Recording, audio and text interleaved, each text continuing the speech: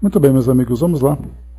Fechando aqui a nossa semana, Revista Espírita, mês de agosto de 1861, Dissertações e Ensinos Espíritas. Nós falaremos hoje sobre dos transportes e outros fenômenos tangíveis. É uma continuação do nosso estudo anterior, em que também Erasto falava para nós sobre o papel dos médiuns na comunicação, nas comunicações, e ali nós vimos a importância do preparo do médium, das suas condições para que possa se tornar intermediário entre o plano espiritual e o plano físico, na transmissão das comunicações. Nesse nosso encontro de hoje, dos transportes e outros fenômenos tangíveis, nós falaremos de um aspecto mais fenomênico, os fenômenos que vão acontecendo. E tem algo bastante interessante que a gente deve observar, é que eu já cheguei até a comentar com vocês sobre isso, mas vale a pena a gente reforçar esse nosso entendimento, porque a doutrina espírita ela tem um papel consolador, ela tem um papel moralizador que nos auxilia na condução, na nossa caminhada evolutiva, de transformação interior, reforma íntima, desenvolvimento dos nossos valores, das nossas virtudes. Mas aí no meio do caminho surge um texto, um tema, que fala sobre fenômenos de transportes, fenômenos tangíveis, fenômenos físicos de um modo geral. De que modo que esse conteúdo pode contribuir para nós na nossa transformação, na nossa reforma íntima.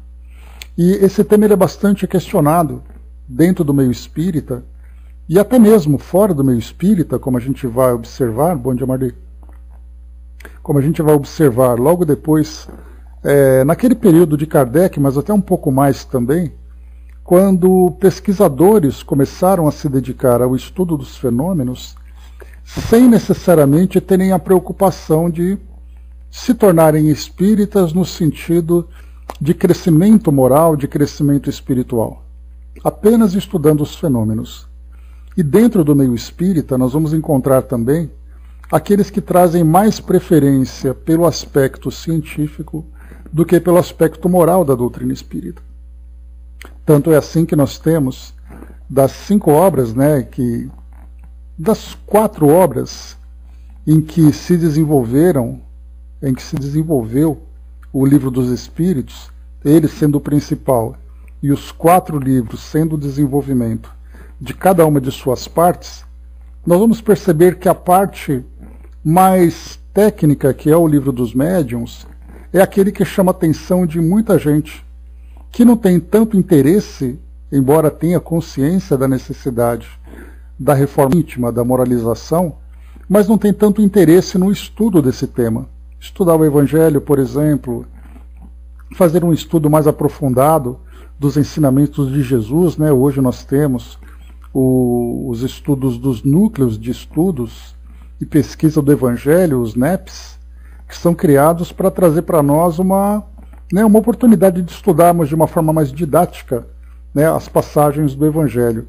E por sua vez, todos os livros que vieram depois, trazendo para nós o Evangelho segundo o Espiritismo. Então, não apenas o próprio Evangelho segundo o Espiritismo, que Kardec publicou, mas todas as demais obras que nós temos dentro da doutrina espírita, trazendo para nós mensagens evangelizadoras. O caso, por exemplo, de Emmanuel, o caso de André Luiz e tantos outros espíritos que trouxeram para nós ensinamentos à luz do Evangelho, mas com foco, com conteúdo espírita. Então a gente vai ter ali o Evangelho segundo o Espiritismo em suas diversas vertentes ali, ou diversos desdobramentos. Mas o Livro dos Médiuns ele acaba sendo a preferência de muitas pessoas. Como é que nós podemos então conciliar aquilo que a doutrina espírita nos propõe como uma nova filosofia com o estudo de um tema técnico como esse? Como é que ele se encaixa nesse nosso processo? Dudu lembrou aqui que o ESD foi importante para o início, né? Então o ESD também é uma proposta de conhecimento do Espiritismo de um modo mais amplo, né? Embora um pouco mais superficial do que os estudos efetivos das obras, mas é uma proposta, né, de introdução para aqueles que passam a conviver com o Espiritismo, né? Bom dia, Maza. Então a questão fica para nós, qual é o interesse de estudarmos fenômenos dentro dessa proposta moralizadora que o Espiritismo tem? Ele tem ali a visão que nós temos que ter é como se fosse uma formação universitária, em que existe ali uma grade curricular. Essa grade curricular ela é distribuída durante todos os anos em que os alunos vão estudando, para que depois ele se especialize numa determinada área, né, de trabalho, onde ele vai se dedicar. E aí a pergunta fica, poxa vida, mas eu quero trabalhar nesse segmento, especificamente dentro daquela área, por que eu tenho que estudar tudo aquilo antes? É exatamente porque tudo aquilo faz parte da base para a sua formação. No nosso caso, aqui do estudo da doutrina espírita, essa parte fenomênica traz para nós a ideia de uma convicção, né, de uma ideia mais clara do intercâmbio que existe entre o mundo espiritual e o mundo físico, e é exatamente através do fenômeno que esse intercâmbio se, digamos, materializa. Ele se torna mais concreto, e não apenas se torna teórico. Então é importante para nós que, apesar da minha moralização, eu me torno muito mais dedicado nesse processo de transformação, de reforma íntima, porque eu tenho certeza de que o mundo espiritual está presente aqui com o mundo físico através desses fenômenos. Então ele vai sendo agregado para nós, ele vai sendo acrescentado, né, nessas informações, nessas pesquisas, investigações, naquilo que é observado na vida das pessoas, na vida comum das pessoas, onde os espíritos se mostram presentes. Portanto, o mundo espiritual para mim não é apenas um objeto de fé. Ele se torna para nós agora algo concreto, porque nós observamos a presença desses espíritos através de materializações, através de transportes, através de curas e através de outros tipos de fenômenos. Então isso é importante para a nossa formação como um todo. Para aquele que chega, e nós já conversamos sobre isso também, o que é bem interessante, para aquele que chega, por exemplo, agora aqui na nossa sala, encontra nós aqui conversando sobre fenômenos. E ele depois fica perguntando, poxa, mas isso aí é o Espiritismo? Falar de objetos que se movem porque os espíritos estão presentes? E na verdade a gente lembra que o Espiritismo, ele pede para nós, na verdade ele exige de nós um estudo contínuo. Então se hoje nós estamos estudando sobre fenômenos de transportes, ontem nós estudamos sobre questões de influências espirituais, amanhã nós estudaremos sobre os atributos de Deus, depois nós estudaremos sobre o Evangelho, depois passaremos a estudar também sobre questões morais. Então, são todos esses elementos que vão se juntando, formando para nós, utilizando também aquela analogia, né, do quebra-cabeças, são peças que vão se encaixando, formando para nós, no final, uma paisagem completa. Então não basta eu estudar apenas um livro, é importante estudar todos os livros. Não é importante para nós, não é estudarmos apenas um tema, mas estudarmos a diversidade de temas que compõem o universo espírita.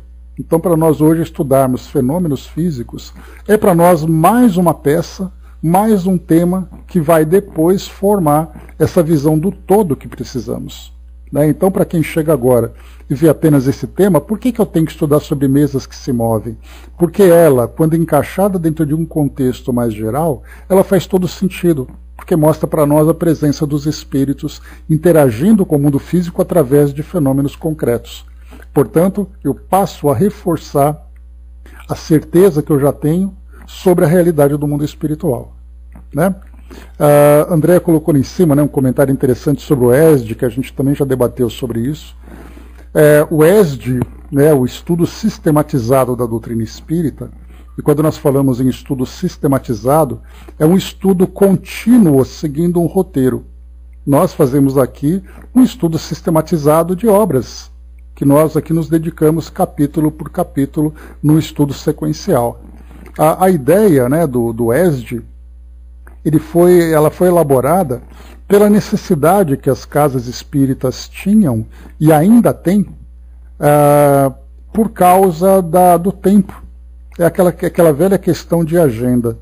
Quando nós estudamos o Livro dos Espíritos, e nós já passamos por isso, e estamos aqui iniciando mais uma jornada para isso, nós estudamos durante 4 anos um Livro dos Espíritos numa oportunidade. Para uma casa espírita, prender um novo participante, um novo adepto do Espiritismo durante 4 anos é muita coisa. Então houve a necessidade de fazer um resumo para que através do ESD ele tivesse uma visão geral do que é o Espiritismo, e esse estudo se daria durante 1 ano, e a partir dali então ele passaria a estudar as obras de um modo mais profundo, fazendo com que o Espiritismo, que tem no seu aspecto uma visão acadêmica muito forte, o estudo, a leitura, né? Inclusive eu já comentei com vocês o Centro Espírita União aqui de São Paulo, da dona Nina Galves, né, que era amiga muito próxima do Chico. O lema daquele Centro Espírita, que tinha a sua própria editora, era: o Espiritismo se encontra nos livros. E não basta apenas a leitura dos livros, é importante o estudo deles. Então, para isso, para aquele que chega, né, o primeiro contato com o Espiritismo vem exatamente através desse estudo básico. Agora, para nós, por exemplo, que temos já uma longa jornada de estudos, uma longa jornada acadêmica dentro do Espiritismo, o ESD para nós é muito básico. Mas para aquele que chega, é o primeiro contato que ele tem. E para isso, então, a informação começa a vir de uma forma mais clara, de uma forma mais proveitosa, para que, então, tendo uma visão geral, ele passe a ter o estudo mais aprofundado, né? Então, houve uma estratégia que foi usada pela FEB, na época em que foi criado, para fazer, então, esse trabalho. Aqueles que são contra, eu me lembro até de ter acompanhado uma entrevista da dona Heloísa Pires, né, a filha do Herculano Pires, em que ela fazia uma crítica, né, falava assim: a casa espírita tem que estudar o Livro dos Espíritos. Porém, estudar o Livro dos Espíritos para quem está chegando não é algo proveitoso, porque ele não vai conseguir, ele não vai ter paciência para fazer isso, até porque muitos daqueles que chegam no Espiritismo trazem, né, aquela educação, né, de sermões, de ficar ali sentados ouvindo pessoas falando e tudo mais. Então não é uma questão, não é uma cultura geral se sentar numa sala de aula e estudar se você quer uma religião. Né? Bom dia, Fabi. Então, por isso, o ESD foi uma estratégia muito bem elaborada para esse sentido, de apresentar esse cartão de visitas para aqueles que se aproximam e, a partir dali, então, começar a fazer um estudo mais aprofundado. Né? Então, seria ali aquela formação básica. Dudu colocou: no início dos meus estudos eu plantava feijãozinho para ver nascer o caule. Né? Era o início. Né? Depois desse aprendizado, eu aprendi que eram estômatos numa pteridófita, né, evoluindo nos estudos como exemplo. Né? Então é mais ou menos por aí também. Então é o primeiro contato que muitas pessoas têm. Mas para nós hoje, né, o ESD ele acaba sendo assim, né, aquela coisa assim, você vê rapidamente um tema, sabendo que existe ali um aprofundamento muito grande hoje em termos de conteúdo para a gente poder aproveitar tudo aquilo. Então vamos lá. Então para nós aqui não apenas o Livro dos Espíritos é estudado, como ele é estudado 2, 3 vezes ainda por cima, né? E por isso para nós é muito prazeroso, porque a gente já pegou o gosto do estudo espírita, né? Então isso é muito bom, né? Principalmente quando a gente forma aqui, né, o nosso grupo, né? A gente forma aqui a nossa patota para fazer esses bons estudos. Bom, muito bem. Então o que eu trouxe para vocês, né, o que eu estava comentando a respeito do estudo dos fenômenos, é exatamente essa visão que a gente tem, né? Ele é mais um tema que vai se juntando a outros tantos temas para trazer para nós uma visão geral daquilo que é o Espiritismo, no nosso mundo físico, do mundo espiritual e depois no intercâmbio entre esses dois mundos, de que forma que se dá. E nesse caso nós temos ali tanto os fenômenos intelectuais como também os fenômenos físicos, tudo isso fazendo parte desse grande conjunto. André colocou, eu fiz os estudos linha por linha e depois o Esdner, né, e talvez por isso eu não gostei, achei superficial. Porque é o começo, né, Andréa? Para quem estuda o Esdner apenas por estudar, e já tendo ali uma sequência de estudos, né, ele acaba sendo realmente... Né, nós tivemos oportunidade de fazer lá pelo espiritismo.net, aqui no Pautalk mesmo, na época do Espiritismo Net Brasil, nós fizemos, né, o Flávio e eu fizemos o ESD, depois fizemos o EAD, que era o estudo aprofundado do Espiritismo, depois fizemos ali o estudo, né, sobre mediunidade, também das apostilas da FEB. Então, são formas de dinamizar o estudo. Mas ali, para aquele que começa o estudo, depois que ele termina o ESD, aí então ele vai entender que para cada tema que ele estudou, existe ali algo muito mais a se buscar. E para isso ele precisa ser incentivado, né? Então, essa é a parte boa, né? Pois é, então, naquela época foi bem interessante de trazer, porque muitas pessoas começaram a ter o melhor entendimento de determinados temas, né? Mas, enfim, né, vamos aqui seguindo em frente, né? O Mano colocou ali que passa rápido, né? Realmente passa rápido, né? 4 anos não é nada. Mas, enfim. Bom, vamos lá então, pessoal. Aqui então, nesse livro, aqui na Revista Espírita, falando aqui dos transportes e outros fenômenos tangíveis, como eu comentei, nós tivemos depois muitos estudiosos que se dedicaram, né, como por exemplo Ernesto Bozano. Eu até separei aqui um trechinho do livro que depois a gente vai fazer a leitura, se não hoje, uma outra oportunidade, o livro chamado... o livro chamado Fenômenos de Transporte. Ele foi publicado em 1930, trazendo ali diversos relatos sobre o fenômeno de transporte que acontecia de formas variadas. Então não é simplesmente transportar, era o que transportar, como acontecia esse transporte, quais eram os recursos que eram necessários para que esse fenômeno acontecesse, qual era o objetivo para que esse fenômeno acontecesse. Então nós tivemos o William Crookes, nós tivemos Ernesto Bozano, tivemos Cesare Lombroso, que são nomes bastante conhecidos, né? Além também Alexander Aksakov, que era um russo, que fazia esses estudos, dentre tantos outros estudiosos, e aqui a gente entra algo bastante curioso, que é exatamente aquilo que acontece, por exemplo, hoje na Europa e nos Estados Unidos. Pessoas que se interessam pelo mundo espiritual, pessoas que se interessam pelos fenômenos, mas não se interessam pela filosofia espírita. Até porque esses fenômenos não são propriedades do espiritismo. Na época em que eles aconteciam, é importante a gente agora fazer uma viagem no tempo, voltando para o tempo de Kardec, lá para 1850, 1860, até 1840, um pouquinho, uma década antes, os fenômenos aconteciam nas casas das pessoas, e as pessoas não se davam conta que aquilo era o início de algo que traria uma filosofia mais profunda, como Kardec fez. Alguns se interessaram em buscar essa filosofia, outros não. Continuaram tratando dos fenômenos como sendo algo que chamasse atenção, algo que fosse curioso, mas sem qualquer intenção de transformar aquilo numa filosofia. De ver a necessidade, por exemplo, de estudar o próprio Evangelho, como nós já conversamos. Chegamos até a trazer para vocês aqui algo interessante, que na Holanda, por exemplo, quando você fala de espiritismo, você não pode falar sobre questões evangélicas.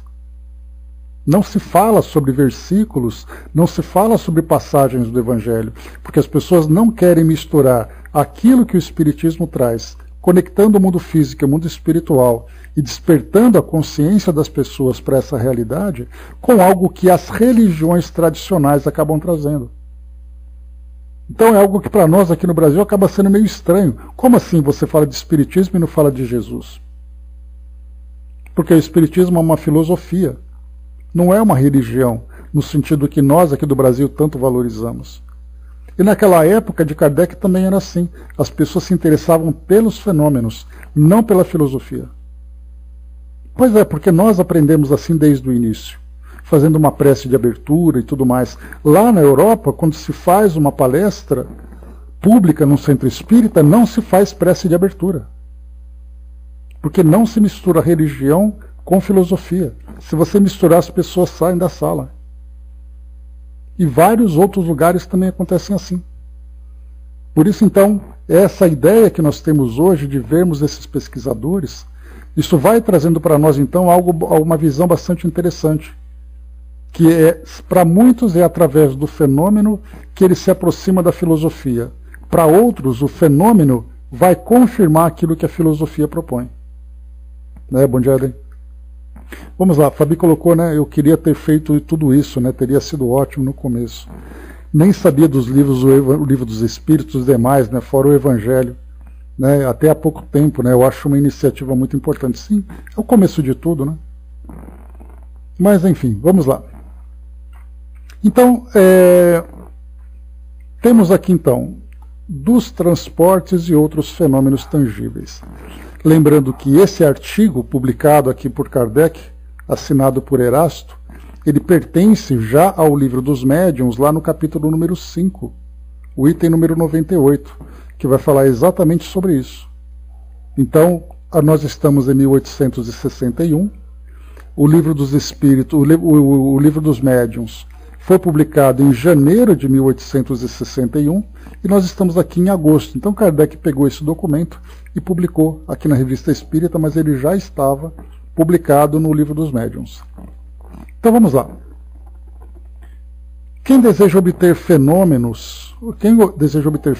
desta ordem, precisa ter consigo a que chamarei sensitivos, isto é, dotados no mais alto grau das faculdades mediúnicas de expansão e penetrabilidade, porque o sistema nervoso facilmente excitável de tais médiums lhes permite, por meio de certas vibrações, projetar abundantemente em torno de si o fluido animalizado que lhes é próprio. Então, inicialmente, vamos aqui, fluido animalizado. Hoje ele é chamado de ectoplasma. Existe uma visão de ectoplasma na biologia, e existe a visão de ectoplasma do espiritismo. Né, o ectoplasma fica ali, né, na região do próprio citoplasma também, né, perto da membrana ali principalmente. Então, existe biologicamente, mas dentro do espiritismo é um nome utilizado para denominar exatamente esse fluido animalizado, esse fluido, essa substância que acaba sendo ali, né, exteriorizada por determinados médiuns.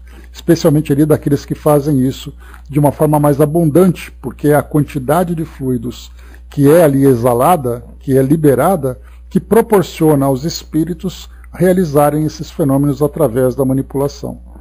Aqui ele chama de sensitivo, que traz para nós uma certa confusão.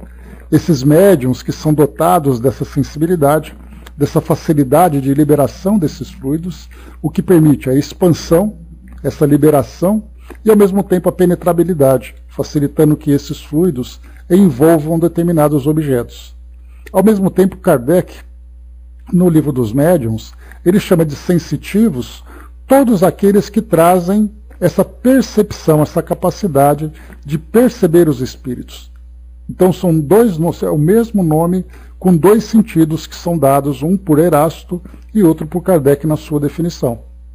Então ele vai dizer que o médium sensitivo não é um médium que traz uma especialidade, como é o caso, por exemplo, da psicografia, da psicofonia, ou de tantas outras faculdades, mas ele é, no geral, a base de toda a mediunidade de todos os médiuns. Perceber quem é o espírito que se aproxima, perceber que tem um espírito se aproximando, qual é a qualidade moral desse espírito. Então, esse sensitivo, aqui no caso que Erasto coloca, a gente poderia colocar entre aspas, criando aqui um novo termo, médiuns estimuláveis. E são aqueles que são sensíveis aos estímulos dos espíritos para a liberação desses fluidos. Porque através dessa sensibilidade, ele acaba recebendo um estímulo orgânico para a liberação do ectoplasma. Então existe esse médium sensitivo que Kardec coloca, que traz a sensibilidade de perceber os espíritos, e esse sensitivo que traz ali a capacidade de liberação desse fluido. Tá? Então é importante separar os dois. André colocou, por isso eu sempre me confundi com isso, né? Um diz o que espelha, o outro disse que absorve, né? Então, aqui são dois termos que são usados, né? Mas a gente lembra sempre aquilo que os espíritos colocam, né? Somos nós que temos que nos entender com relação às palavras. Então, em termos determinados termos, determinadas palavras, precisamos primeiro buscar o que eles significam, o que querem dizer com isso. Então nós temos ectoplasma, biologicamente, e dentro do espiritismo, doutrinariamente, e depois aqui também sensitivo, também fazendo uma comparação. Então essa é a ideia que a gente tem aqui nesse início. As naturezas impressionáveis, as pessoas cujos nervos vibram a menor impressão, a mais insignificante sensação. As que a influência moral ou física, interna ou externa, sensibiliza, são muito aptas a se tornarem excelentes médiuns para efeitos físicos de tangibilidade, tangível, aquilo que é tocável, que pode ser percebido fisicamente, e também de transportes. Então, no caso ali, tangibilidade, por exemplo, é a materialização, e transporte é o deslocamento de objetos. Efetivamente, quase de todo desprovido do invólucro refratário, que na maioria dos outros encarnados o isola, o sistema nervoso dessas pessoas as capacita para a produção desses diversos fenômenos. Então tem ali pessoas que trazem uma dificuldade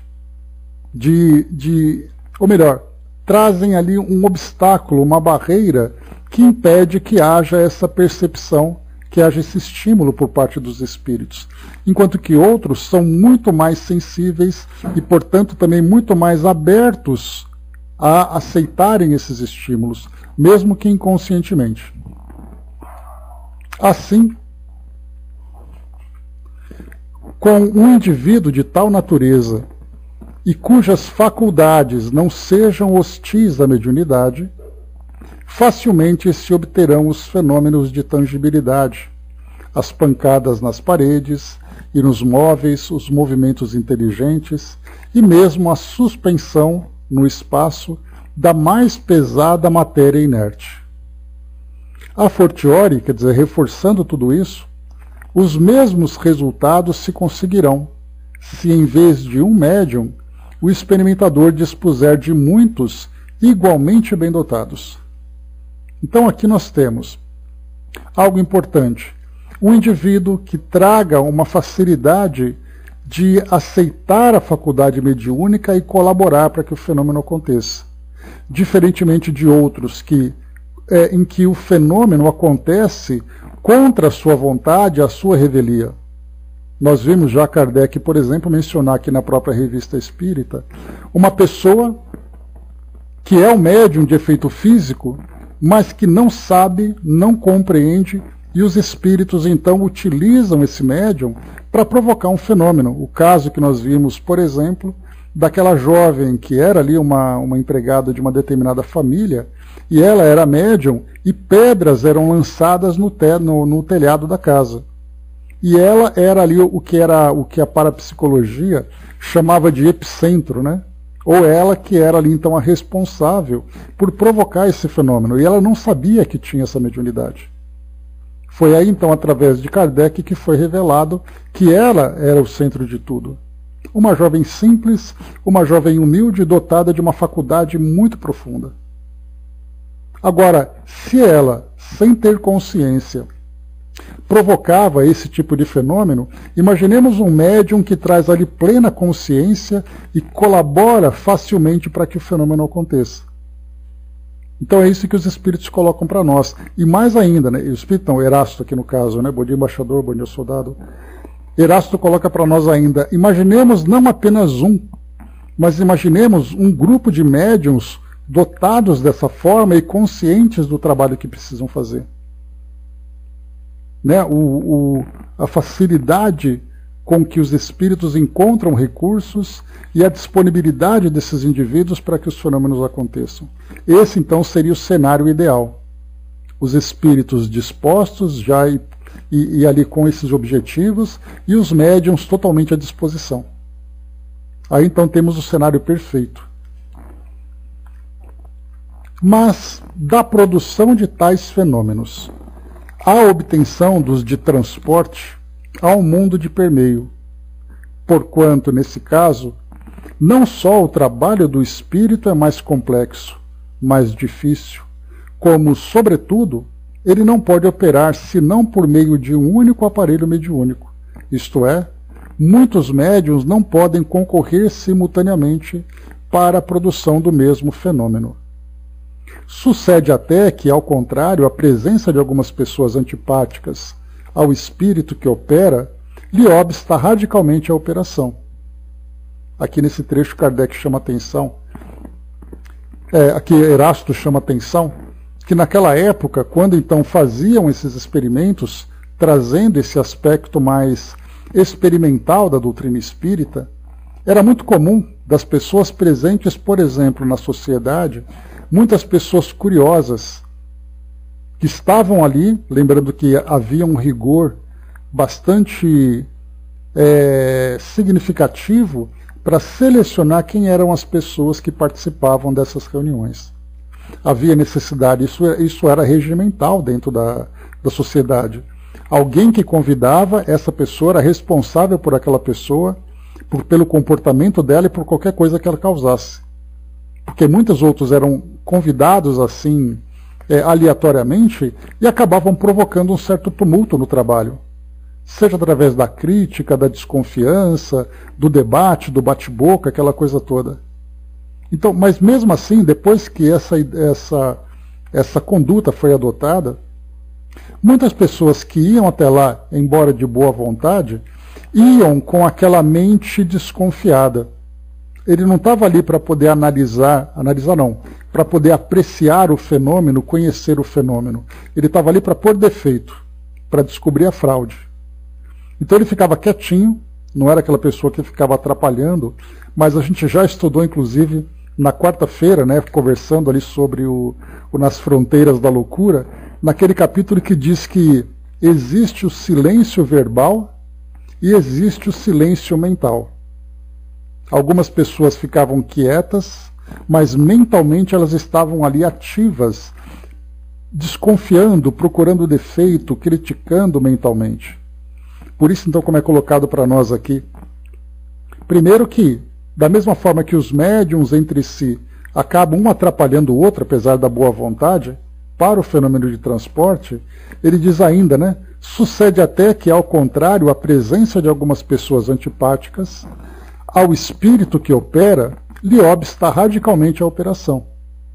Então, para a gente ver ali como o trabalho do fenômeno físico ele é sensível, porque depende de uma comunhão de ideias, depende do ambiente, o próprio fluido se torna muito sensível.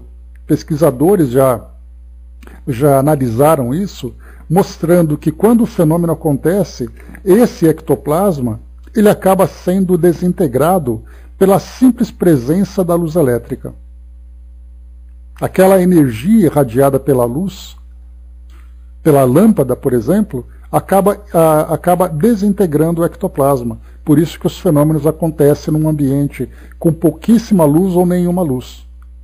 O que traz para nós um outro problema. Quando você faz um fenômeno no escuro, é claro que todo mundo vai desconfiar que aquilo é uma fraude. Então, para a gente poder perceber como é complexo e como é difícil isso acontecer. A esses motivos aqui, como vedes, não falta importância, acrescentemos que o fenômeno de transporte reclamam sempre maior concentração e, ao mesmo tempo, maior discussão, maior difusão.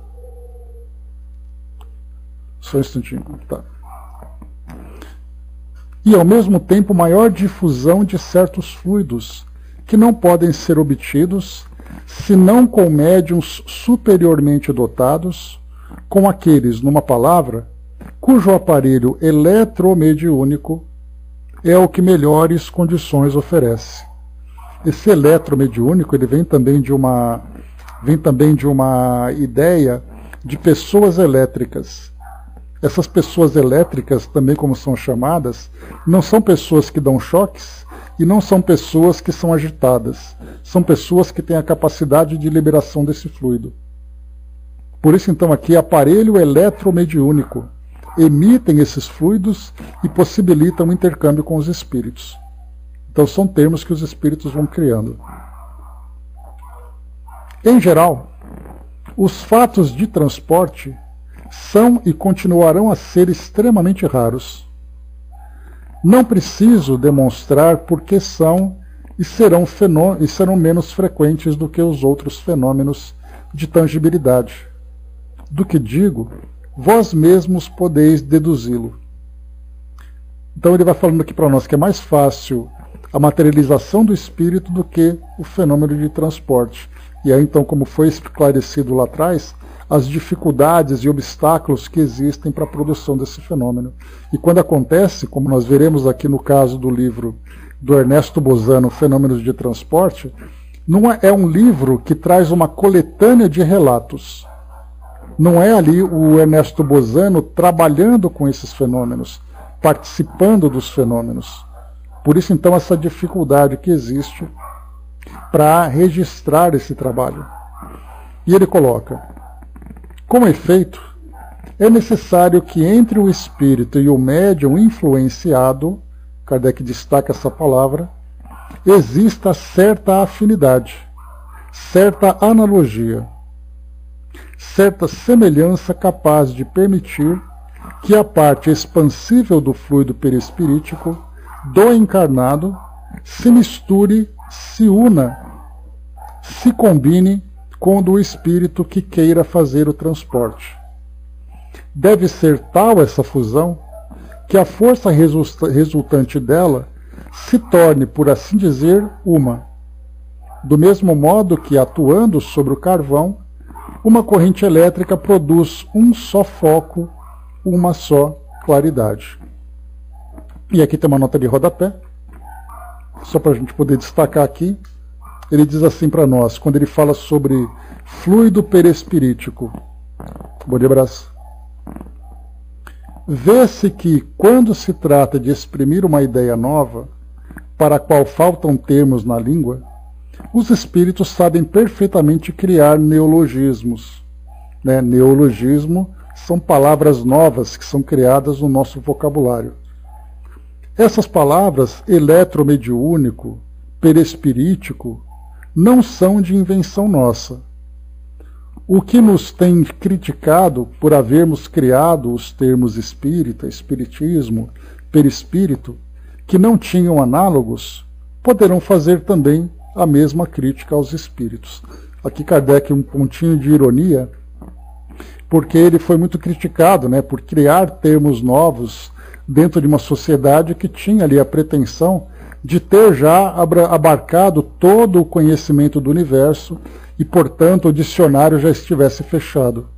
E Kardec vem e traz palavras novas. E aí então vem os linguistas, principalmente, dizendo, para que fazer isso? E aí Kardec, então, dando uma provocada, diz assim: já que me criticaram, critique os espíritos também. E avançando, vamos lá. Por que essa união, essa fusão, perguntareis? É que para que esses fenômenos se produzam, necessário se faz que as propriedades essenciais do espírito motor se aumentem com algumas das do médium. É que o fluido vital, indispensável à produção de todos os fenômenos mediúnicos, é apanágio exclusivo do encarnado, que, por conseguinte, o espírito operador fica obrigado a se impregnar dele. Só então pode, mediante certas propriedades, que conhecereis do vosso meio ambiente, isolar, tornar invisíveis e fazer que se movam alguns objetos materiais e mesmo os encarnados. Aqui nós teremos essa palavra fluido vital, ela é destacada aqui nesse trecho, porque mais uma vez também, conforme o tempo foi passando, o fluido vital ele acabou se tornando sinônimo dessa energia que traz vida, diferentemente do ectoplasma, que é esse fluido animal que nós vimos.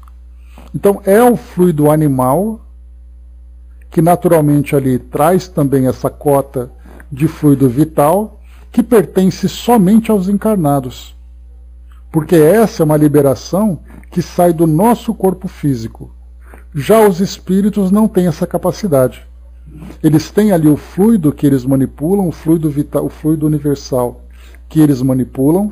Eles têm ali a vontade, que é a força mental que mobiliza esses objetos, mas falta aquilo que é o mais denso, para fazer com que esses objetos se desloquem, porque o espírito, dentro daquilo que a gente vê, por exemplo, nos filmes, quando eles vão pegar um objeto, a mão simplesmente atravessa.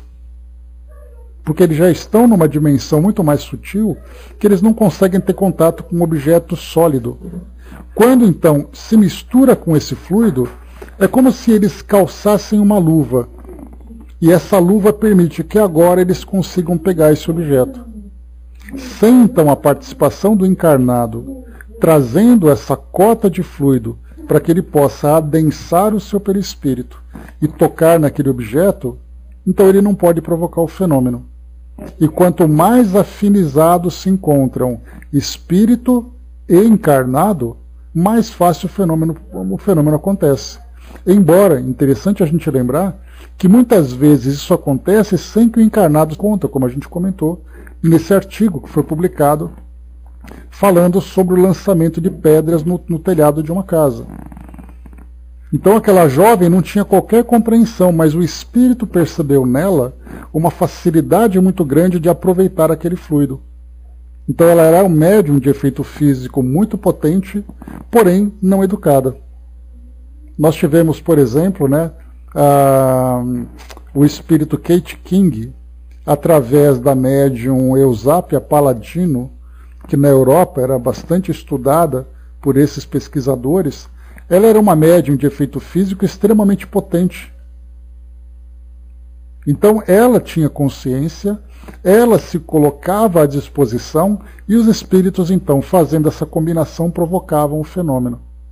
No caso da jovem desse artigo, ela não tinha consciência, mas mesmo assim ela era dotada dessa facilidade.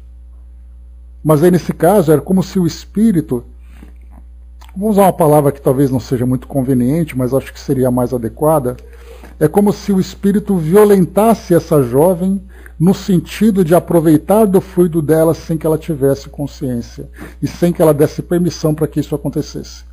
Que é exatamente o que acontece nos processos de obsessão.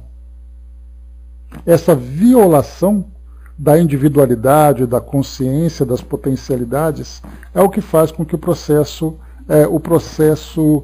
obsessivo aconteça.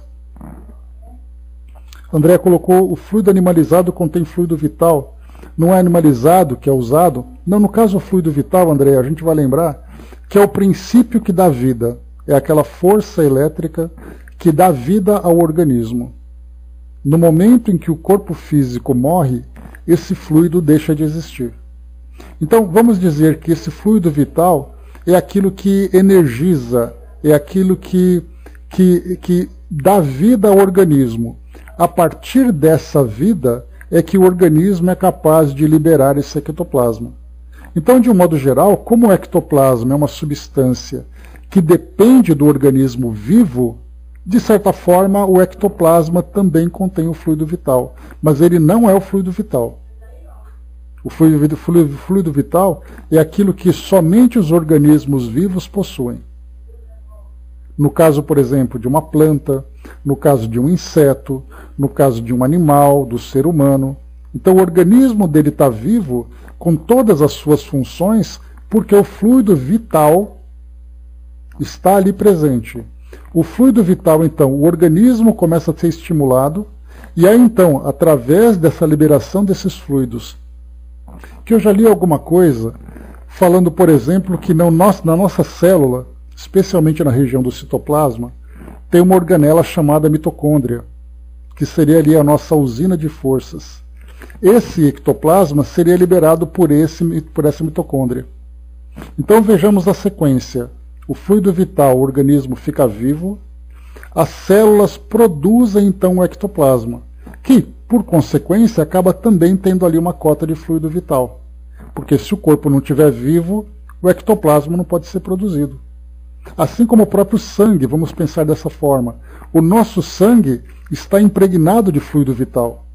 Por quê? Porque o sangue é uma matéria que traz ali substâncias que precisam estar vivas para o corpo se desenvolver.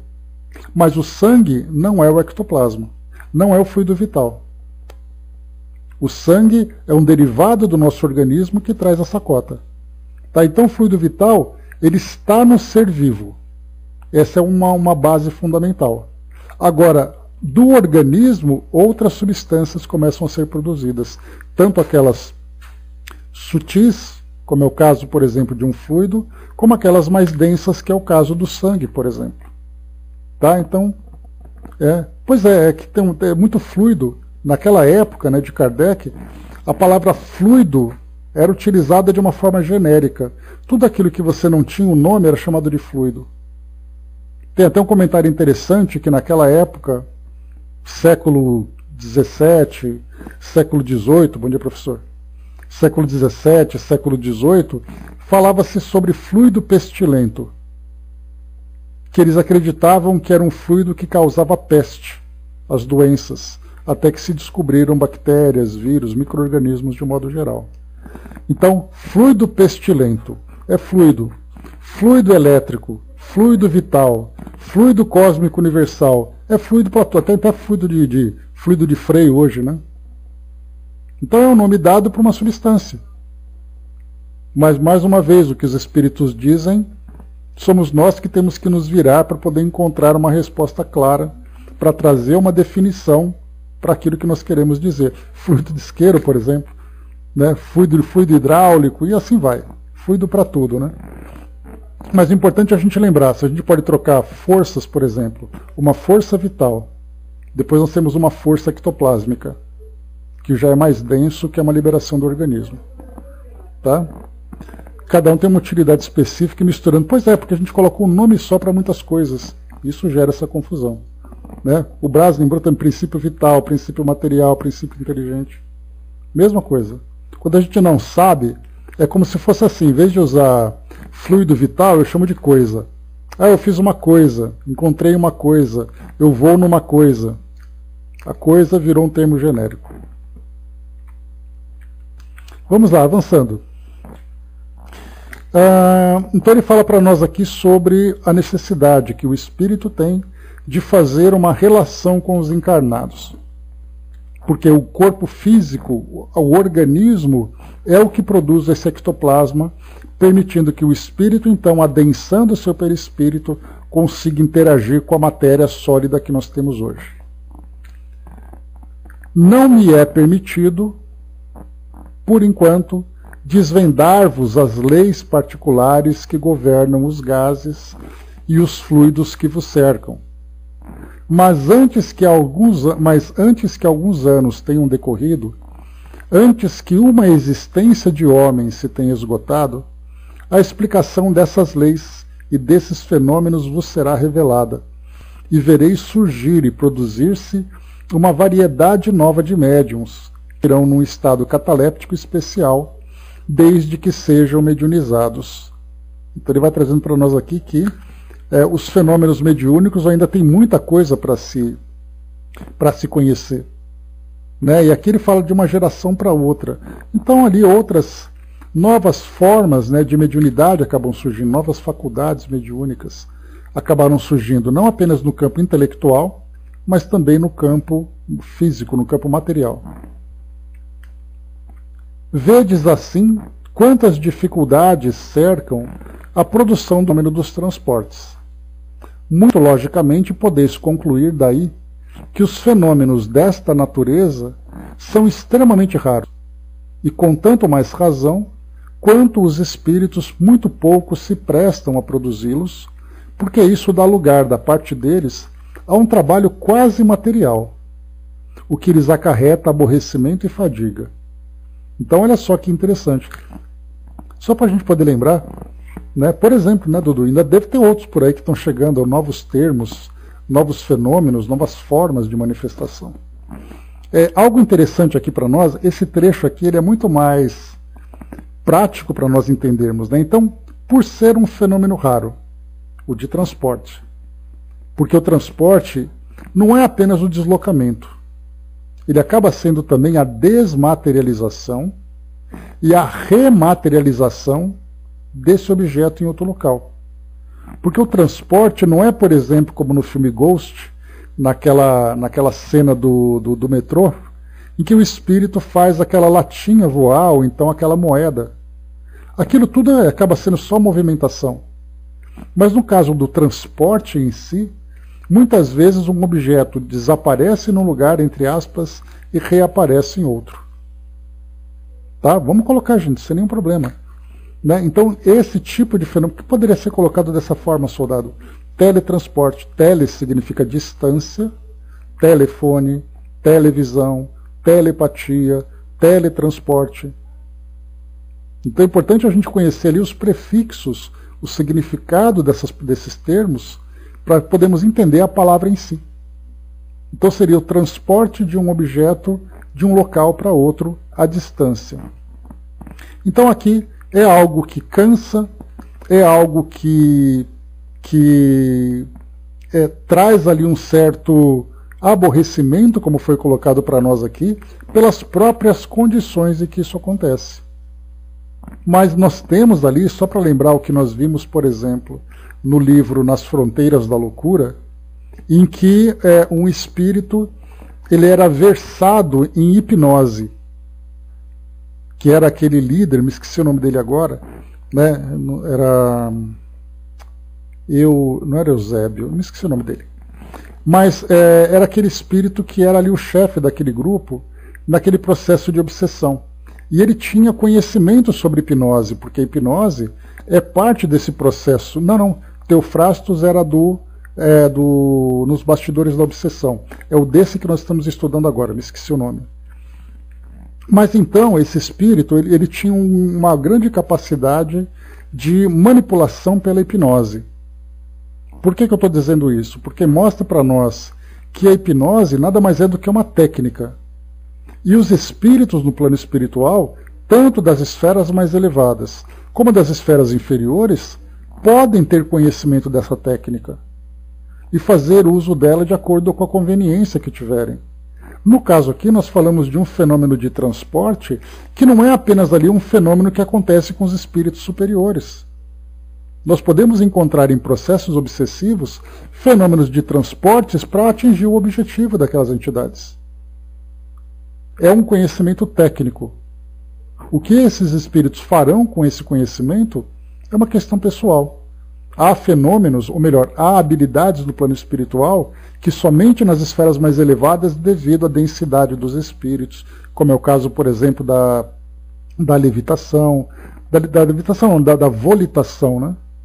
A volitação é possível porque a densidade do perispírito daqueles desencarnados permite que isso aconteça. Mas nas esferas inferiores, dada a densidade perispiritual, eles não podem fazer isso. Então há aquilo que os espíritos podem fazer, sabem fazer, e há aqueles outros em que não é possível devido às condições materiais, entre aspas, em que eles vivem. No caso de uma aparição, pode acontecer com um espírito elevado, como um espírito numa condição inferior. Basta que ele tenha o conhecimento. Avançando, por exemplo, Brás, tanto para provocar esse impacto negativo de assustar, de amedrontar as pessoas, como também um espírito que se materializa numa condição de anjo, para poder trazer uma mensagem para aquelas pessoas. Então a materialização é o quê? A capacidade que o espírito tem de manipular e absorver esses fluidos, ter a presença de um médium de efeito físico que libera esse ectoplasma para que ele possa se tornar tangível, e aí o fenômeno acontece. Então eu estou comentando isso porque os espíritos dizem que isso cansa, que isso aborrece, que são condições especiais, mas elas acontecem, tanto provocado pelos espíritos mais elevados como por outros. Depende simplesmente da proposta de cada um. Avançando, vamos lá. Mas ele pode ser um espírito muito inferior e aparecer como anjo. Né? O que a gente vai colocar no anjo, né, Andréia, é uma aparência que ela não pode ser falseada no plano espiritual, ela não é uma fantasia.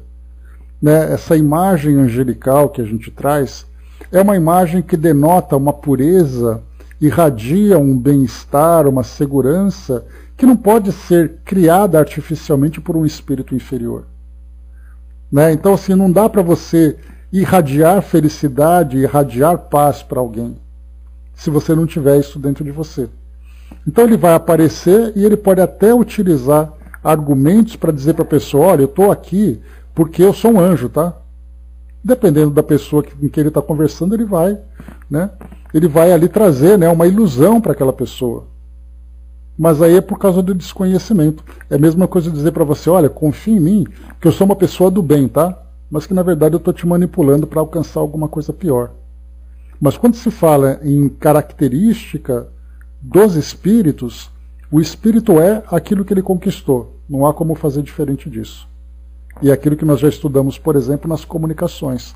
Um espírito que começa a trazer uma comunicação que no conteúdo é um conteúdo mais elevado, ele vai ter que sustentar essa elevação nas próximas comunicações.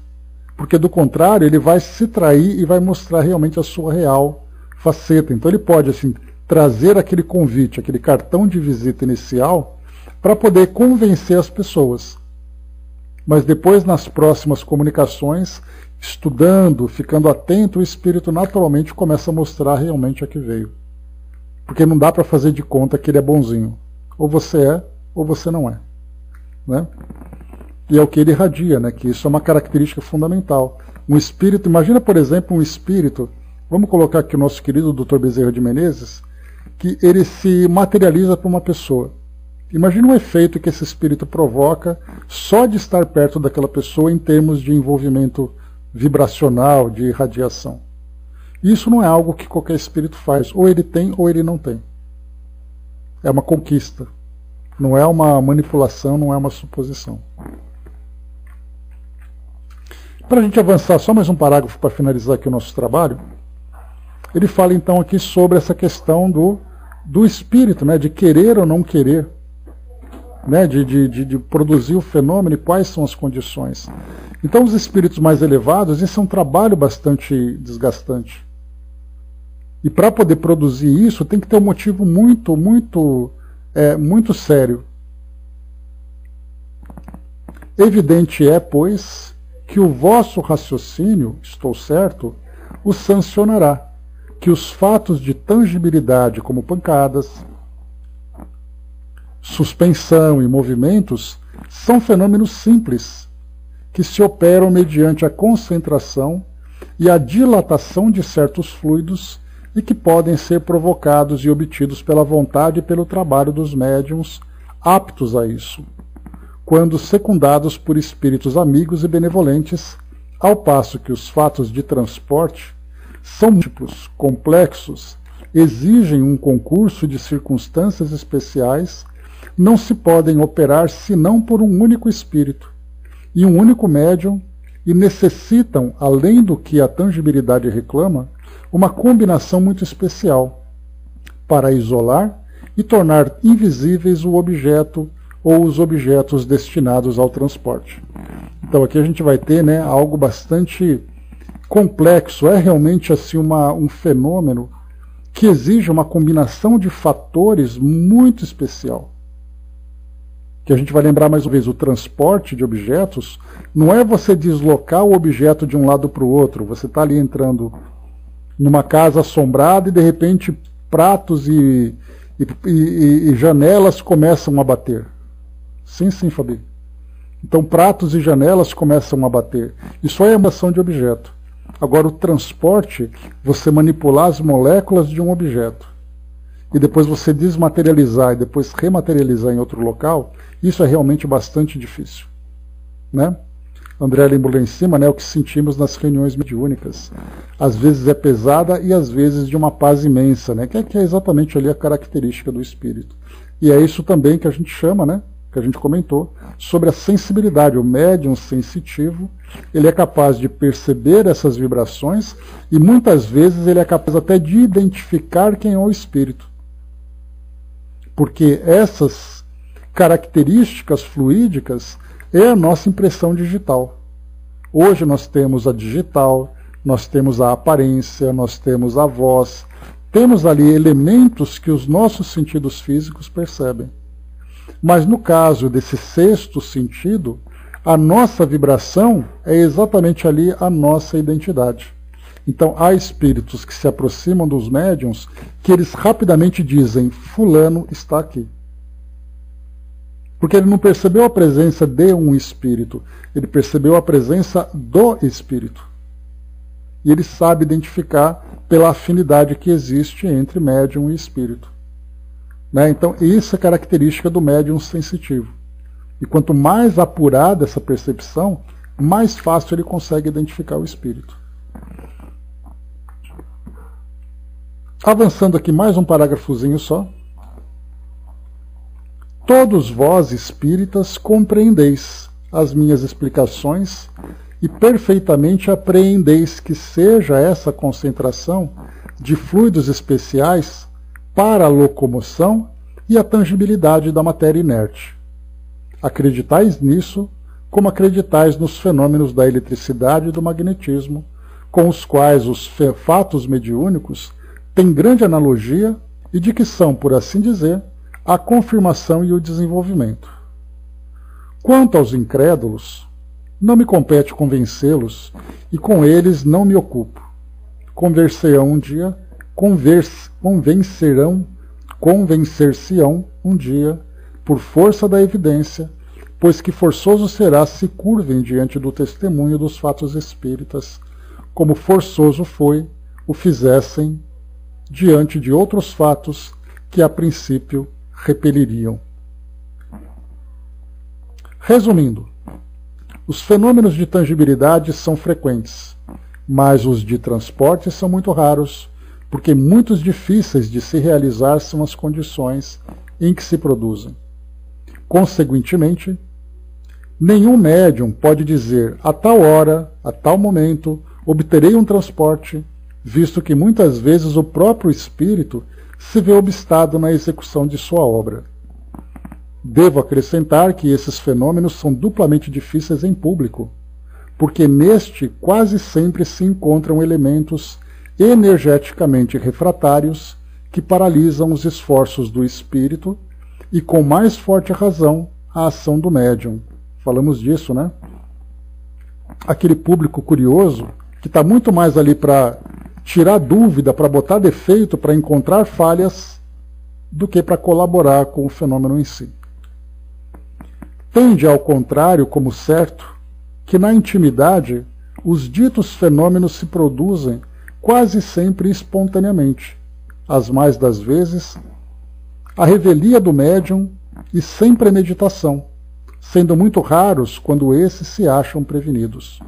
Então, olha só, quando o médium se acha ali na expectativa, esperando o fenômeno acontecer, ele acaba inconscientemente dificultando muito mais. Então, quando o médium não percebe ou nem sabe da capacidade, o espírito se sente muito mais à vontade para poder produzir. Né? A ansiedade, a curiosidade, uma série de emoções que vão surgindo que acabam ali criando, né, essa dificuldade. Deveis deduzir daí que há motivo de suspeição, ou seja, de suspeita, todas as vezes que um médium se lisonjeia de os obter à vontade, ou por outra, de dar ordem aos espíritos como a servos seus, o que é simplesmente absurdo. Tende ainda, como regra geral, que os fenômenos espíritas não se produzem para constituir espetáculo e para divertir os curiosos. Se alguns espíritos se prestam a tais coisas, só pode ser para a produção de fenômenos simples, não para os que, como os de transporte e outros semelhantes, exigem condições excepcionais. Lembrai-vos, espíritas, de que, se é absurdo repelir sistematicamente todos os fenômenos de além-túmulo, também não é de bom aviso aceitá-los todos cegamente. Quando um fenômeno de tangibilidade, de visibilidade ou de transporte se opera espontaneamente e de modo instantâneo, aceitai-o. Porém, nunca o repetirei demasiado. Não aceiteis coisa alguma às cegas. Seja cada fato submetido a um exame minucioso, aprofundado e severo, porquanto, crede, o Espiritismo, tão rico em fenômenos sublimes e grandiosos, nada tem a ganhar com essas pequenas manifestações que prestidigitadores hábeis sabem imitar. Só um instantinho para finalizarmos. Bem sei que ides dizer, é que esses são úteis para convencer os incrédulos, mas ficai sabendo, se não houvesseis disposto de outros meios de convicção, não contaríeis hoje a 100ª parte dos espíritas que existem. Falai ao coração, por aí é que fareis maior número de conversões sérias. Se julgardes conveniente, para certas pessoas, valer-vos dos fatos materiais, ao menos apresentai-os em circunstâncias tais que não possam permitir nenhuma interpretação falsa, e, sobretudo, não vos afasteis das condições normais dos mesmos fatos, porque, apresentados em más condições, eles fornecem argumentos aos incrédulos em vez de convencê-los. Então, aqui para nós, esse artigo tão interessante do Livro dos Médiuns, que Kardec aqui publica para nós, aqui na nossa revista Espírita. Enquanto isso, nossa querida e saudosa Ana, trazendo para nós aqui, né, a sua participação, vamos a ela então. Desde já um grande beijo para nossa Ana, Celina também sempre presente, e os nossos demais amigos. Vamos lá. Queridos amigos, trouxemos um amigo querido para ilustrar um pouco para vocês algumas questões estudadas essa semana. Que Jesus abençoe nossos esforços e lhes envolva em muita paz. Amigos, bom dia. Que Jesus nos possa abençoar nesse dia e nos ajudar a seguir os passos. Amigos, a vida desencarnada nem sempre nos ajuda a compreender melhor como as coisas acontecem. Por isso, os estudos durante a estadia no corpo físico ajudam tanto a compreender o que ocorre no plano espiritual. Isso porque, só abrindo um parêntese, porque a gente sempre comenta, né, que quando está no plano espiritual as coisas ficam mais claras. Aí a gente percebe que nem sempre é assim, né? E ele segue: aproveitem essa oportunidade. Aproveitem para viver melhor aqui e agora, lembrando que um dia valerão de preciosos conhecimentos para o dia em que se desprenderem do corpo físico, que rogo a Jesus que demore bastante. Vamos lá. Eu me chamo Natasha, ou me chamarei, mas ainda me sinto Natasha, ou me chamei, mas ainda me sinto Natasha, apesar de saber que já vivi com outros nomes. Nessa época, quando estava aí na Terra, era médium. Via, sentia e conversava com espíritos. Nunca entendi e nem procurei entender o que se passava. Apenas gostava, porque isso me dava um certo poder, um tal status, e as pessoas me respeitavam. Ou temiam, penso eu, agora, que me conferia uma condição que, como moça de família muito pobre, não teria nunca chances de conseguir na sociedade onde morava. Morava em uma cidade da Europa que eu achava linda.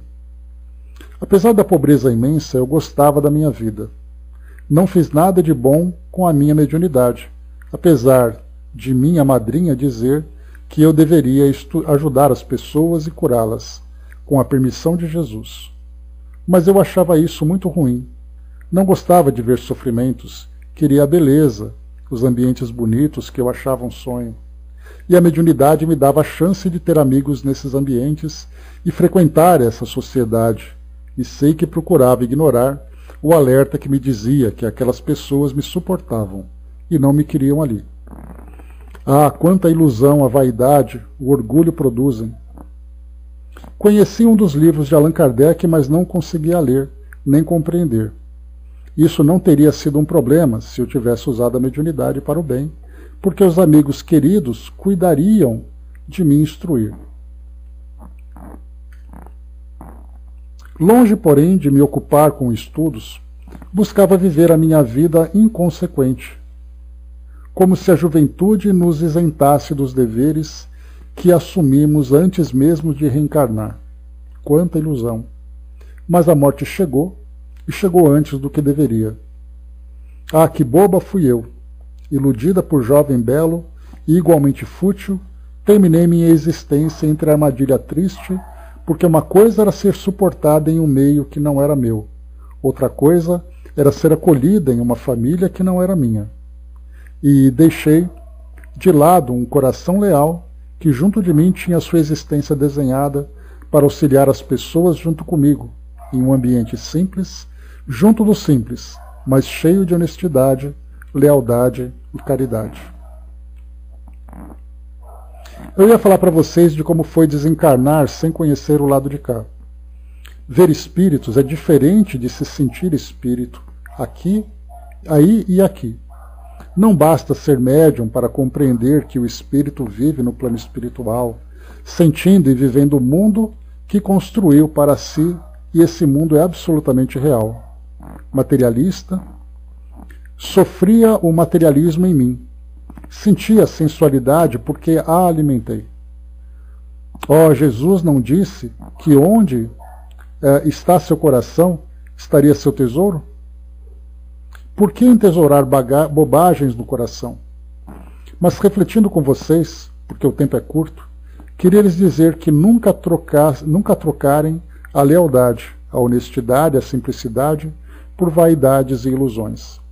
Estudem, usem esse conhecimento para o bem, auxiliem quanto possam, enxuguem quantas lágrimas puderem, saciem a fome de esperança dos mais desvalidos. Não temam as fendas do corpo, as feridas do corpo, porque curá-las e curar a si mesmo. Que possam guardar no coração de vocês tesouros de amizade, amor, fraternidade, carinho, porque, acreditem, tudo isso é real e constrói o mundo onde viverão. Tenham fé no que aprendem, usem o que aprendem, reflitam no que aprendem. Fará tão bem depois, sim, mas, sobretudo, ajudará vocês a construírem aqui e agora o mundo espiritual feliz que os acompanha sempre, e sempre acompanhará. Vim para o Brasil acompanhando meu ideal, meu leal, e desventurado companheiro. E aqui ainda estamos nos evangelizando e aprendendo com vocês que unem conhecimento à caridade, construindo um caminho que nos leva a Deus. Que adianta muito conhecer, se esse conhecimento não nos conduzir ao regaço do nosso Pai, onde toda a felicidade existe. Que Jesus os abençoe, queridos amigos.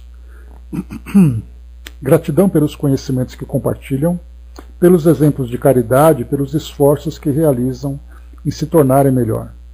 Orem pelas almas que muito erram e que Deus, o nosso Pai, nos conceda sempre novas chances de recomeçar nas sendas do bem.